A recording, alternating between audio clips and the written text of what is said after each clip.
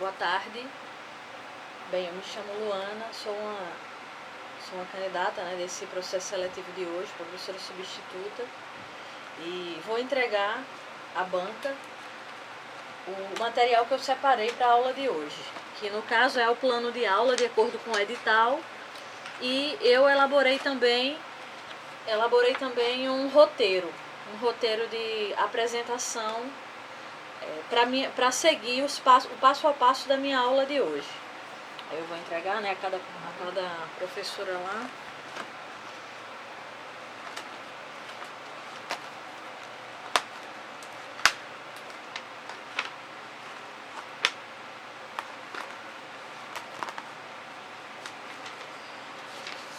Então, vamos começar com uma leitura, a minha apresentação, né, vou me apresentar enquanto professora e vamos fazer uma leitura bem rápida do plano de aula, para só depois da leitura bem rápida do plano de aula, então vamos partir para a questão da aula propriamente dita. Então, o tema sorteado foi o Justnaturalismo na Antiguidade Clássica, 2023, curso de Direito, professora mestra Luana Lima Guzmão Zenaide. A minha formação, eu sou formada pelo Centro Universitário João Pessoa, sou formada em Direito desde 2012. Sou advogada militante, desde 2012 eu advogo, então eu tenho 11 anos de advocacia, sou advogada militante desde 2012. Tenho 11 anos de experiência na advocacia. Além disso, eu fiz mestrado, eu iniciei o mestrado em 2013, quando eu passei no processo seletivo aqui para a Universidade Federal da Paraíba, no Núcleo de Direitos Humanos. Comecei em 2013, concluí, defendi e obtive o título em 2015 de mestre em Direitos Humanos. Ok? E a partir disso, já na época, na época do mestrado, eu já passei a dar aula. Eu dei aula no estágio docência na própria Universidade Federal da Paraíba. Eu dava aula para a turma de serviço social, a disciplina de Direitos Humanos. Também dei aula, enquanto ainda estava no mestrado, eu dei aula numa universidade lá em Santa Rita, que é a Uniesb, que lá eu dava aula de Direito Empresarial e dava aula de Direito Administrativo, tá bem? E após me obter o título de mestra, eu dei aula na FESMIP, que é uma faculdade, que lá é uma fundação, escola superior do Ministério Público. Eu dei aula para preparação das carreiras jurídicas, para quem vai fazer o concurso do Ministério Público, para promotoria. Então eu dei aula nessa turma de lá. Lá eu lecionei a disciplina de Direito Empresarial. E eu dei aula também na SPEP, também após o meu título de mestra. Eu dei aula lá para... E no caso da FESMIP, foi uma especialização, foi um curso, eu dei aula para pós-graduação. E na SPEP também foi uma especialização. Foi uma capacitação para servidores públicos do Estado, para servidores públicos do Estado da Fundac, entendeu? Lá eu dei aula de Direitos Humanos, dei aula de Direito da Criança e do Adolescente, para os servidores públicos estaduais da Fundac, tá bem? Então eu tive essas experiências enquanto professora convidada, professora facilitadora, E pronto, e foi isso, as minhas experiências. Então, passado isso, feito a minha apresentação, minha breve apresentação, vamos então para a leitura bem rápida do plano de aula. O plano de aula, o objetivo: identificar os valores e princípios gerais do direito, objetivando a justiça, a ética, a moral, a equidade e a liberdade, motivar os movimentos sociais e a dinâmica do direito com raciocínio jurídico e reflexão crítica, desenvolver a reflexão científica motivadora da produção de conhecimentos jurídicos e incentivador de novos processos e exigências do seu desenvolvimento e expansão pessoal e comunitária. Então esse é o objetivo, é a minha didática para a aula de hoje, tá bom? Tá bem? Porque o objetivo de ler o plano de aula é o quê? É expor a minha didática, como será a minha didática na aula de hoje. Lembrando também que eu tive uma experiência com esse tema da aula de hoje, quando eu dissertei no mestrado, na época do mestrado eu dissertei a respeito desse tema, na minha dissertação de mestrado e na minha monografia de conclusão de curso. Então a minha referência para essa aula de hoje é através dos meus estudos na época do mestrado e também da época da monografia, tá bem? Da época da graduação, que eu estudei, eu já me debrucei sobre esse tema dessa aula de hoje. Então, continuando, expondo a minha didática, né? Como será a minha aula de hoje? O conteúdo, o justnaturalismo na Antiguidade Clássica. Falarei do conceito de justnaturalismo na Antiguidade Clássica, das noções de justnaturalismo na Antiguidade Clássica, onde está presente o direito natural na Antiguidade, visão dos estoicos, justo natural ou moral, visão de Santo Agostinho, o direito natural na Antiguidade, os sofistas e o justnaturalismo, visão de Platão, pensamento de Bittar sobre a visão de Aristóteles, a minha visão do direito natural, com fundamento no pensamento de Aristóteles, Antígona e considerações finais. As competências. Proporcionar ao discente o conhecimento dos aspectos gerais do justnaturalismo na Antiguidade Clássica e seus princípios e aplicabilidade no contexto atual. Formar o conhecimento das várias espécies de filósofos de antiguidade, bem como a diferenciação entre eles, capacitando os discentes para a identificação das características específicas do direito natural estudado, bem como a forma de utilização na vida prática profissional. Habilidades. No caso das habilidades, conhecer o conceito de justnaturalismo na Antiguidade Clássica, investigar as noções do justnaturalismo na Antiguidade Clássica, verificar onde está presente o direito natural na Antiguidade, identificar a visão de Cícero, estudar a visão dos estoicos, reconhecer o justo natural ou moral, observar a visão de Santo Agostinho, analisar o direito natural na Antiguidade, explorar os sofistas e o justnaturalismo, examinar a visão de Platão, encontrar a visão de Sócrates, perceber a visão de Aristóteles, entender o pensamento de Eduardo Bittar sobre a visão de Aristóteles, expor a minha visão do direito natural, do justnaturalismo, com fundamento no pensamento de Aristóteles, compreender a peça Antígona e fazer as considerações finais. Aí aqui vem o programa, né? O programa se repete naquilo que eu falei no início, né? Daqui do conteúdo. Então tá tudo exposto aqui, o que eu já acabei de falar, né? Que eu botei na ordem. Foram 16 itens, certo? A minha metodologia. Será utilizada a metodologia de aula expositiva dialogada para analisarmos o justnaturalismo na Antiguidade Clássica, desde sua origem, verificando seu entendimento a partir dos vários filósofos desse período da Antiguidade, partindo do aprendizado de análise teórico-filosófica, situações que refletem as nossas leis atuais, valorizando o conhecimento prévio do acadêmico, para então, por meio de aulas expositivas, dialogadas, fundadas na legislação, doutrina e entendimento de doutrinadores, chegarmos aos conceitos fundamentais para o qual hoje utilizamos quando estudamos o justnaturalismo na Antiguidade. O material utilizado, doutrinas, livros de filosofia do direito, artigos jurídicos, monografia de conclusão de curso de direito. Irei utilizar a lousa também. A avaliação. A avaliação será contínua por meio de análise das atividades desenvolvidas em sala de aula. Referências bibliográficas, curso de Filosofia do Direito do professor Eduardo Bittar e autor, um artigo Antígone de Sófocles, de Daniela Coelho, publicado no Juiz do Brasil, outro artigo Direito Natural e Justnaturalismo, que na verdade são sinônimos, ao expor da aula, nós vamos entender melhor, de Álvaro Gonzaga, que foi publicado na Enciclopédia Jurídica da PUC de São Paulo, e o Manual de Filosofia Geral e Jurídica das Origens de Flamarion Tavares Leite. Vai ficar falando além também do meu próprio material, do meu próprio texto, né, que é os direitos humanos e as utopias repressoras. Um paradigma político, filosófico do direito natural para a atual conjuntura, de Luana Zenaide, que é a minha monografia que está disponível na biblioteca do Unip. Tá bem? Então, feitas essas considerações, lido o plano de aula, vamos iniciar a aula propriamente dita. Tá bem?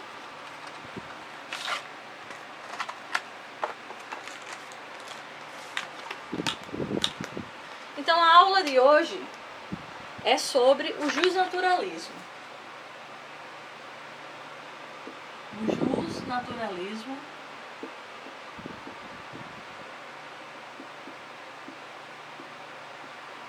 na antiguidade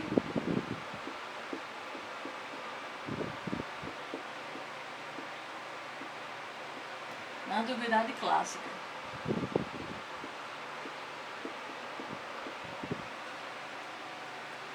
Qual o conceito?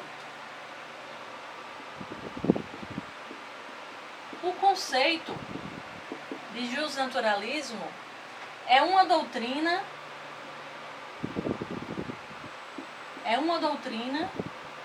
do direito natural. Direito natural. Portanto, sempre que vocês ouvirem falar de jusnaturalismo, vocês já sabem que estão falando do direito natural, tá bem? Vocês já sabem que estão falando do direito natural. E a partir disso, o que defende, não é? Essa doutrina do direito natural, ela iniciou aonde? Ela iniciou na antiguidade, em Grécia e em Roma, tá bem? E defendia a existência de uma ordem natural. Também há um outro conceito. Então, há um segundo conceito.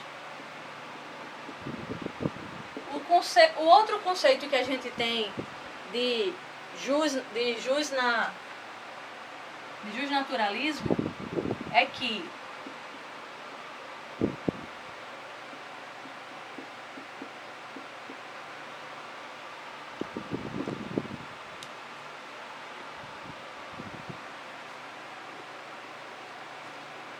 o direito natural é o direito natural, não é?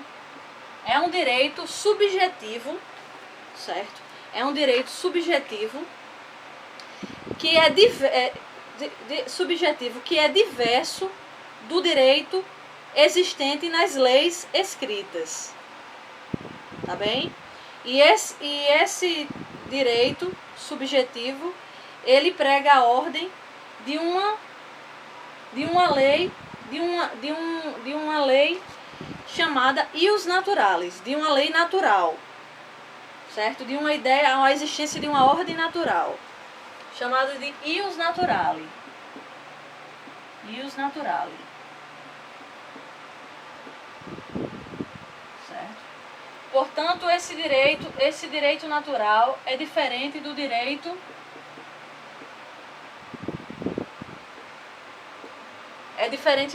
positivo, o direito positivado. No entanto, apesar do direito natural, apesar desse conceito dizer que o direito natural é um direito que defende a existência de uma ordem natural, sendo uma lei intersubjetiva, diversa do direito escrito, das leis escritas, mesmo assim não quer dizer que um seja contrário ao outro. Mais adiante nós vamos perceber que um completa o outro. No entanto, por ora, para conceituarmos o direito natural, precisamos entender que é uma doutrina do direito natural e que ele é um direito intersubjetivo que é diverso do direito positivo, certo? Pode ser chamado também de ius naturalis, certo? Em latim.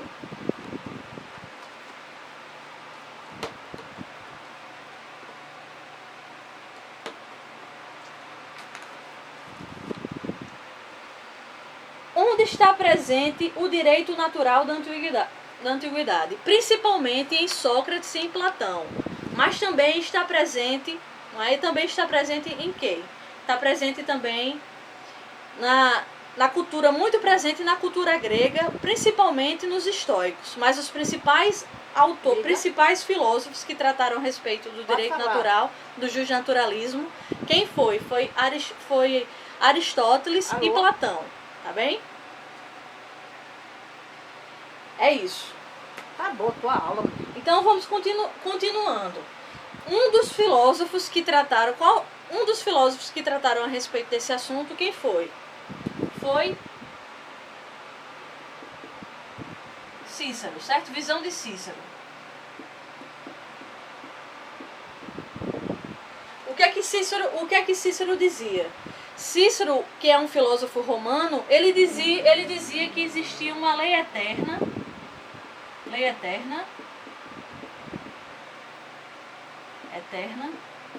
e imutável. Existia uma lei eterna e imutável, né? A qual estaria em conforme com o quê? Com o Logos. E o que é o Logos? O Logos é a razão, ok? Essa lei eterna e imutável, ela devia estar conforme com o Logos, com a razão, ok? Então essa era a visão a respeito do direito natural, que ele era um defensor do justnaturalismo, né? Então essa era a visão do filósofo romano Cícero, tá bem? E os estoicos, o que pensavam a respeito do direito natural?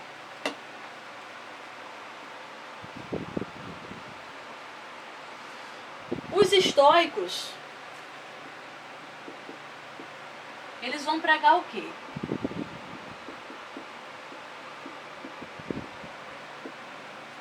Os estoicos vão pregar a natureza em sua causa e efeito. Certo? Para eles existia uma natureza, certo? E a natureza era a razão de tudo, a razão da causa e efeito de todas as coisas. Portanto, a natureza é o que coloca o mundo em movimento e os seres vivos em movimento. Então, está aí a relação dos estoicos com o direito natural, com a doutrina do direito natural, que é o justnaturalismo. Tá bem?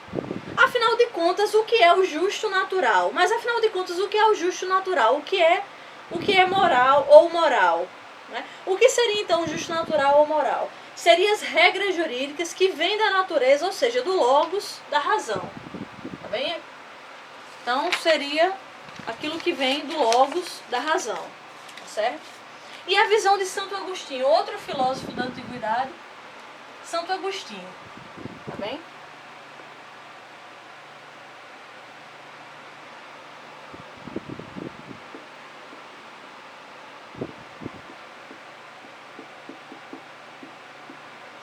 Santo Agostinho, em sua obra Cidade de Deus, ele tem uma obra chamada Cidade de Deus. Cidade de Deus foi uma novela, não foi um filme. Isso, construíram, né, uma minissérie a respeito disso. Ou foi um filme ou foi uma minissérie. Mas não tem nada a ver com essa aqui. O que Santo Agostinho diz na Cidade de Deus? Né? A Cidade de Deus apresenta uma distinção e uma hierarquia entre leis eterna e lei humana, certo? Ele apresenta uma hierarquia entre leis eterna e lei humana, certo? Para ele existe a lei eterna e existe a lei humana. E para ele a lei eterna, né, ela é uma consequência, ela é inspirada, a lei humana ela é inspirada na lei eterna. A lei humana ela só pode existir devido à existência de uma lei eterna. E assim ele vai fazer uma distinção, assim ele vai fazer uma hierarquia, entendeu? A respeito dessas duas formas de leis, ok? Possa ser que essa minissérie, esse filme, tenha sido baseado sim em Santo Agostinho, porque eu nunca assisti o filme e nem a série, mas possa ser que tenha alguma lógica assim com a filosofia. Mas não mistura. Enfim, na aula eu não vou falar isso, né? Mas já que você falou, pode ser que tenha relação. Então a lei eterna, né, e a lei humana são, ela sofre uma influência, a lei humana sofre uma influência da lei eterna. E há uma hierarquia e há uma distinção entre elas. Tá bem? Então essa é a relação de Santo Agostinho com o direito natural.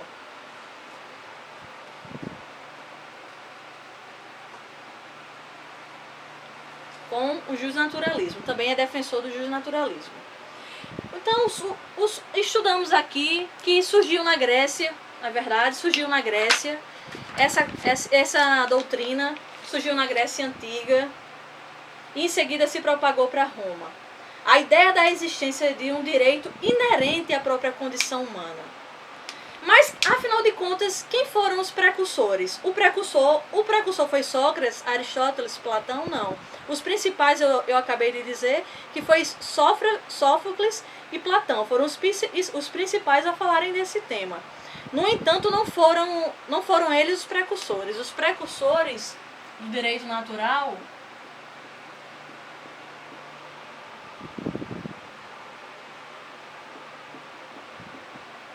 sabe quem foi?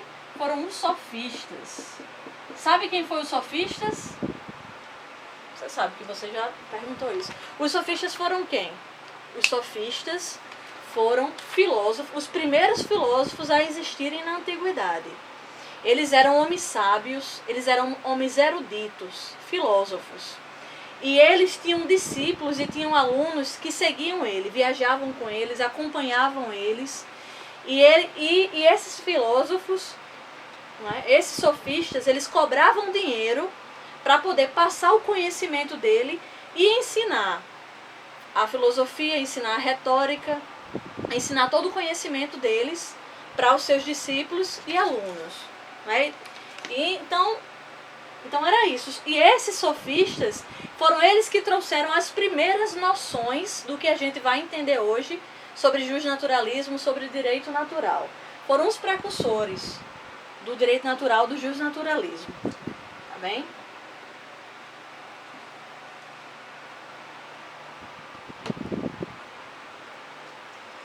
E a visão de Platão?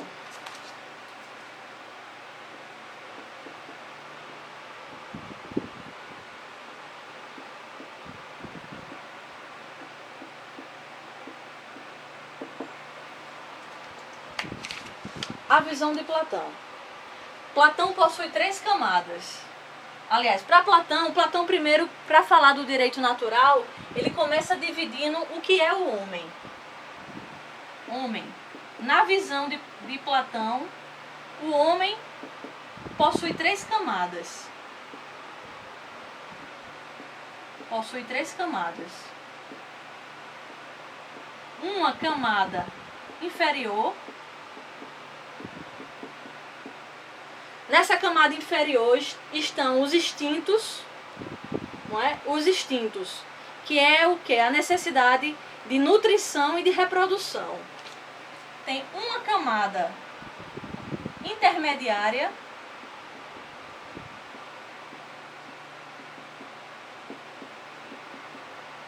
que é onde está a força de vontade. E, por fim, a terceira camada, que é a camada a camada superior. Essa camada superior diz respeito ao quê? Diz respeito à razão, certo? A razão humana, que não apenas se refere a contar e a medir, mas a todo pensamento humano. E onde ele quer chegar com isso? Ao criar esse pensamento aqui, aonde Platão quer chegar com isso? Platão quer expor a existência do direito natural, de um direito natural, de uma ordem natural. Então, direito natural, ele explica que com direito natural, o direito é aplicado segundo uma ordenação da razão perante os instintos. Para que o direito natural exista, é necessário que exista uma ordenação da razão, não é, sobre o que? Perante os instintos. Quanto mais o ser humano se aproxima da razão, mais os instintos estarão sendo deixados de lado, não é? E assim, ao sobrepor a razão aos instintos, é possível uma vida em sociedade. Então, uma cidade, ele prega a existência de uma cidade organizada em benefício de uma divisão de trabalho e educação.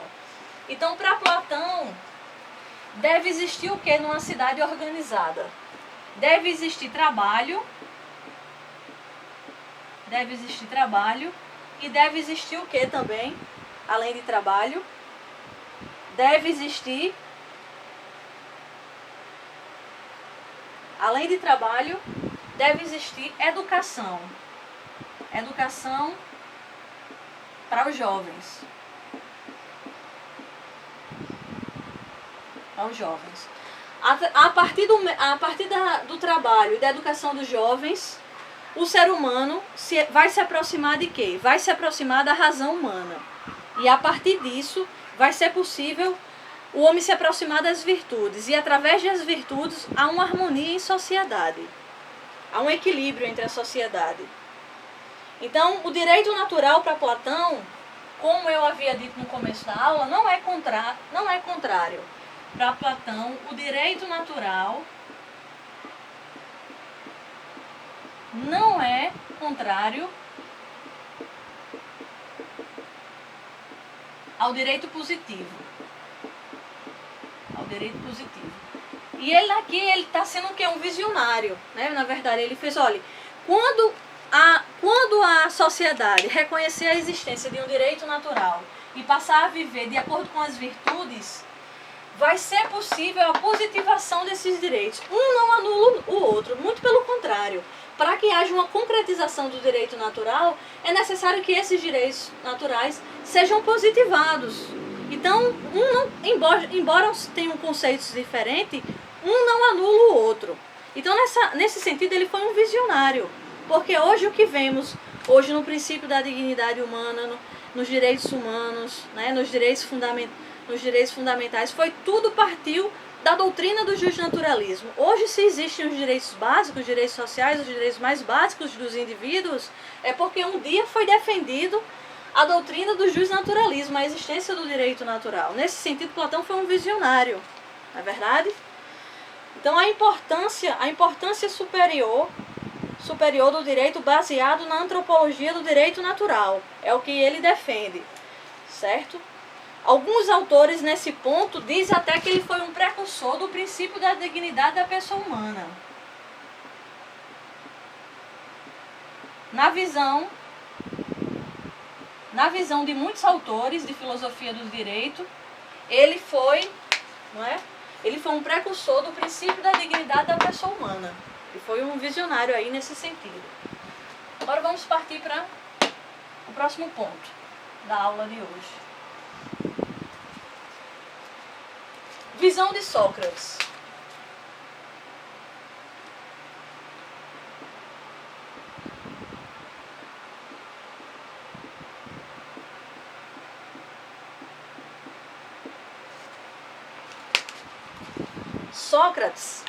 Sócrates, o que é que ele pregava?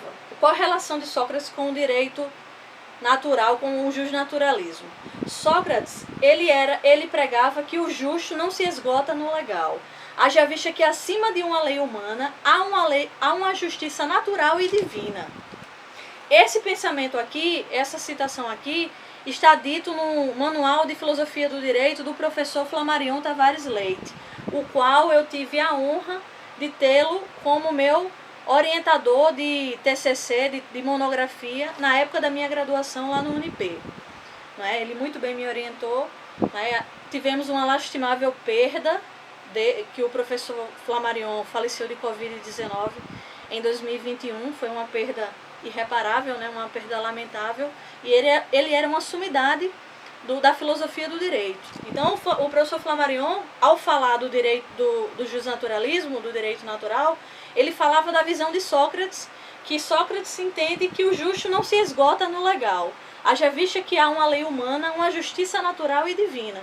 E realmente é assim que é assim que Sócrates fala, de acordo com o que o professor Flamarion muito bem observou no seu livro. Tá bem? Vou tomar uma aguinha aqui. Passar para o próximo ponto.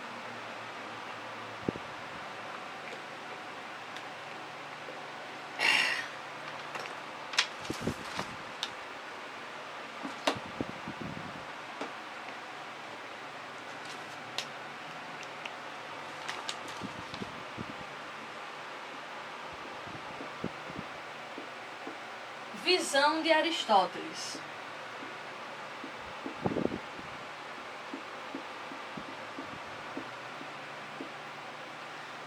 visão de Aristóteles? Segundo Aristóteles, um homem se torna bom e justo com a relação dele com o direito natural, com o justnaturalismo.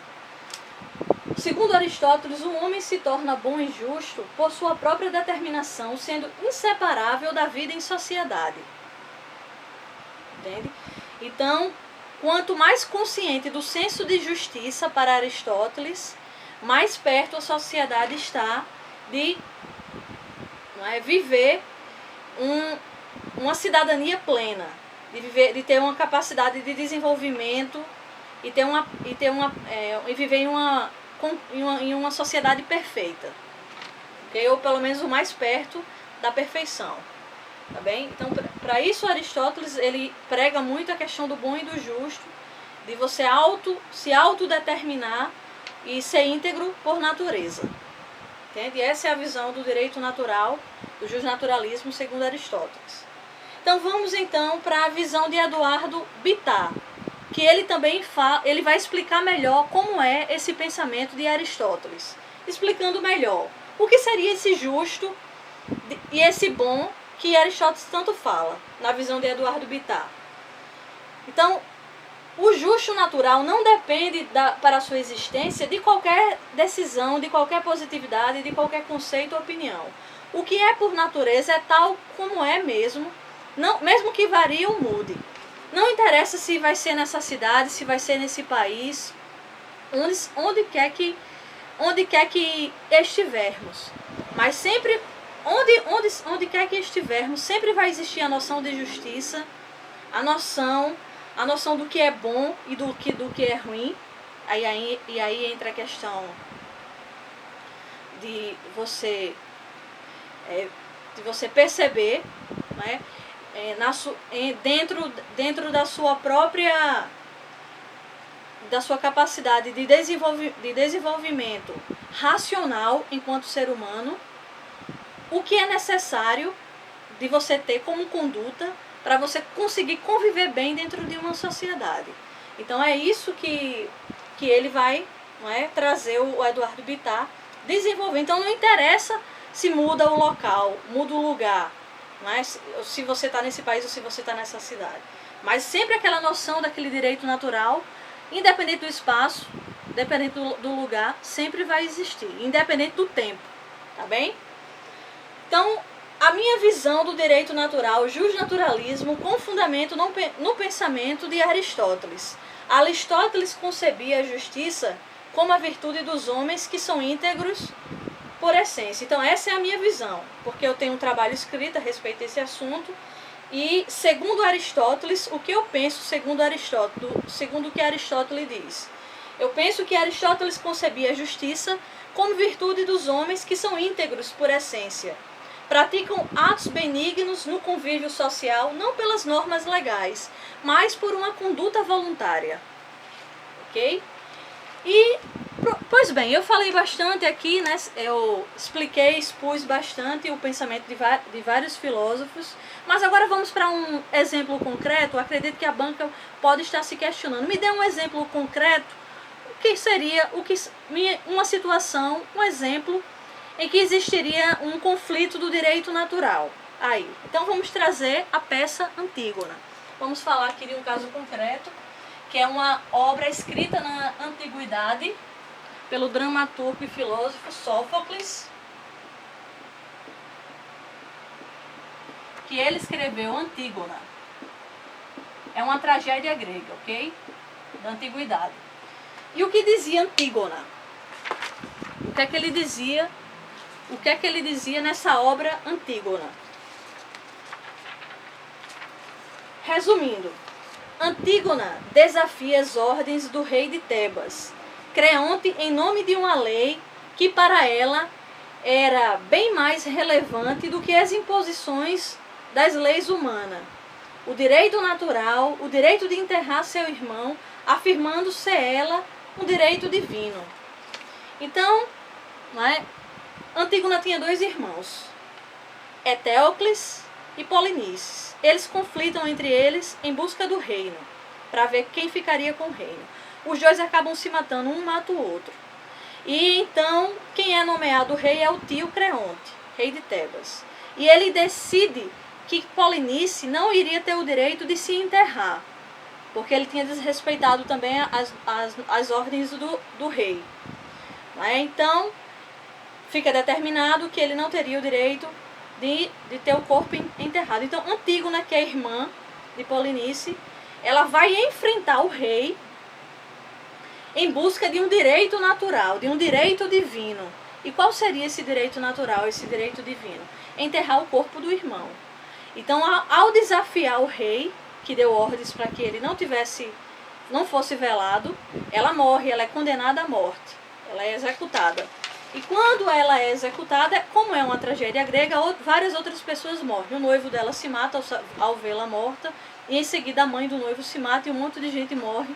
Quem tiver curiosidade em entender melhor essa história, eu recomendo que leia, né, toda a obra, toda a peça Antígona, para entender melhor. Mas o que interessa, para não tomar o tempo da aula toda, então o resumo é isso, que Antígona ela enfrentou o rei, né, para fazer prevalecer um direito natural de enterrar o corpo do irmão, que era ter o direito de se enterrar, que é um direito, assim como o direito à vida é um direito natural, também é um direito de enterrar o próprio corpo, o corpo de um parente também é um direito natural, tá bem?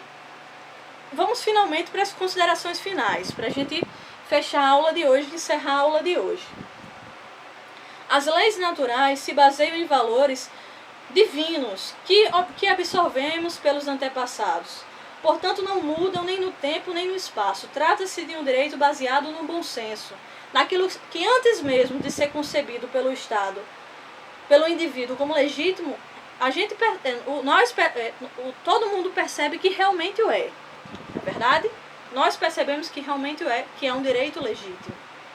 Em síntese, direitos naturais são aqueles que provenientes da natureza de Deus, pois asseguram a mínima proteção ao homem. Logo, o que percebemos com isso? Percebemos que o justnaturalismo, que é uma corrente do direito natural, como estudamos na aula de hoje, ele foi muito importante para quê?